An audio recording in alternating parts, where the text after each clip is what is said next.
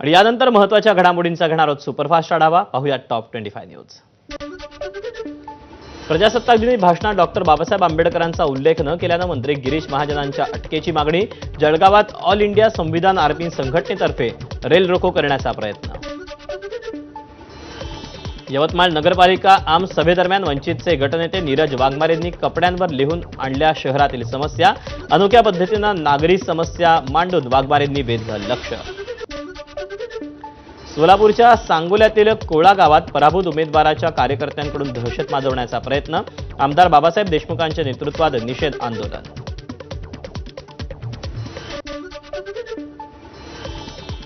भिवंडीत मंडई परिसरात अतिक्रमण हटवण्याची मागणी. रात्री स्टँड परिसरात अतिक्रमणामुळे त्रास होत असल्यानं रिक्षा चालकांचं पालिका मुख्यालयासमोर एकदिवसीय धरणं आंदोलन.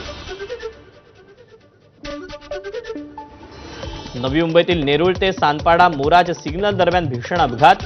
रिक्षाला वाचवण्याच्या प्रयत्नात कार चालकाचं नियंत्रण सुटल्यानं अपघात. घटनेत कार चालक आणि रिक्षा चालक दोघेही जखमी. पुरी इंदोर हमसफर एक्सप्रेस रेल्वे गाडीतून 5,55,000 किमतीचा 27 किलो गांजा जप्त. आमगाव ते गोंदिया रेल्वे स्थानकाच्या दरम्यान तरुणाच्या संशयितरित्या हालचालीवरून कारवाई करण्यात आली.